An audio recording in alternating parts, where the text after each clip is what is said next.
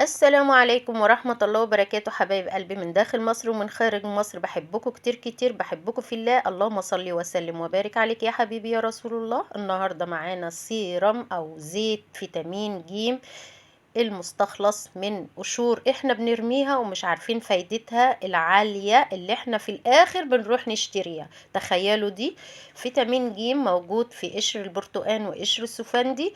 انت عاوزة تعملي قشر برتقال بس، عاوزة تعملي قشر سفندي بس، الاختيار ليكي. بس انا حبيت اعزز الفيتامين سي لان موجود بكثرة فيه في السفندي، فقلت اخلط برتقان على سفندي. احنا بنقشر القشور، بس قبل ما نقشر القشور نكون غسلنا بميه فاتره وملح علشان اي ميكروب اي حاجه عليها.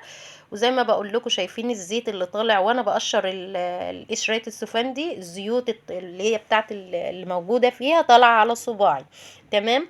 احنا بنغسلها كويس بالملح في ميه فاتره، لغاية ما نحوش اي بكتيريا اي حاجة تراب اي حاجة، لان احنا هنعمله للبشرة فلازم يكون حاجة نظيفة جدا جدا.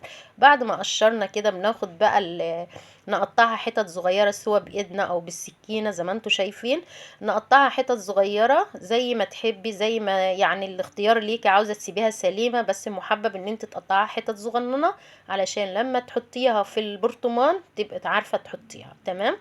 بعد من كده اهو القشور دي بنرميها وبنرجع نشتري فيتامين سي، ده غالي وبنشتريه يعني برقم. فطبيعي ان احنا نعمله في البيت، وانت عارفة وضامنة ان باذن الله هيطلع فيتامين كويس. بس طبعا قلنا نغسل البرتقان او السفندي كويس بمية وملح، مية وملح، علشان يخلي اي بكتيريا اي حاجة فيها، لان حاجة احنا هنستخدمها على البشرة يبقى بالتأكيد حاجة لازم تكون نظيفة. تمام. هنجيب برطمان نكون معقمينه بشوية سيبرتو كده ونسيبه منه يطير، او تيجي على البوتاجاز وهو سخن كده تعملي البرطمان كده بالعكس على صهد البوتاجاز ان هو يتعقم. تمام. هنيجي بقى زي ما عبناه في البرطمان هنجيب زيت الزيتون وهنملى على القشور دي. الكمية ليكي، البرطمان اللي تفضليه كبير صغير الكمية ليكي انتي. انا طبعا عشان بستفيد من الفيتامين ج في كل الوصفات، فانا عملت مليت عليه الزيت، وطبعا هيستخلص لي احلى فيتامين ج في الدنيا. فيتامين ج اللي هو فيتامين سي. ففوائد فيتامين سي اللي هي ايه؟ اللي انه بيحفز الكولاجين ومادة الايستين اللي موجودة في الفيتامين سي دي. بتفيد البشرة، بتعمل على نضارتها، على تقويتها، على محاربة التجاعيد، على محاربة اي حاجات مضرة في البشرة. بتجدد خلايا الجلد، بتعزز النضارة كده والكولاجين في البشرة. فكفاية انها تعزز الكولاجين ومادة الايستين اللي موجودة، يعني عالية عالية عالية موجودة في فيتامين سي. تمام. فاحنا كده يعني هنستخلص احلى فيتامين سي على ايدينا. بس اهم حاجة زي ما قلنا ننضف البرتقانة كويس بمية فترة وملح، نغسلها مرة واتنين وتلاتة مفيش ادنى مشكلة، وننشفها تماما بمنديل. ننشفها اهم حاجة ما فيهاش نطرة مية، ننشفها تماما بمنديل. وبعد كده زي ما انتوا شفتوا هناخده بقى ونحطه في حمام مائي. الحمام المائي يقعد ربع ساعة، اكتر من ربع ساعة. بنكون مغطيين المية زي ما انتوا شفتوا، بس انا عدت الحتة دي لان انا بسجل على الفيديو. بنحطه على حمام مائي ونسيبه لغاية ما يغلي بتاع ربع ساعة تلت ساعة. سيبيه سيبيه، كل ما بيغلي كل ما الزيوت والحاجات دي بتنزل فوائدها في الزيت. ما بيبقاش زيت زيتون، بيبقى زيت فيتامين سي. وزي ما انتوا شايفين بنصفيه كويس. بس بعد ما يغلي ونحطه في حمام الماء ناخده ونحطه في ضلاب المطبخ بكيس بقى، لو البرطمان شفاف وابيض كده نحطه في كيس بلاستيك اسود، وبعدين نحطه في ضلاب المطبخ يقعد اسبوع. قعديه اسبوع، وبعد من كده صفيه من القشور خالص وسيبيه بقى كزيت محطوط في برطمان بس. تستخدميه بقى للبشرة بالليل قبل ما تنامي. اقوى فيتامين سي على البشرة، لنضارتها، لمحاربة التجاعيد، لترطيب البشرة، لتنعيم البشرة، لنضارة البشرة. يعني تخيلي فيتامين سي مع فوائد عديدة عندك.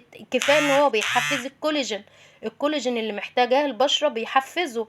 وفي نفس الوقت مادة الايستين دي برضك محفزة للبشرة. فيعني حاجات موجودة في فيتامين سي نجهلها تماما.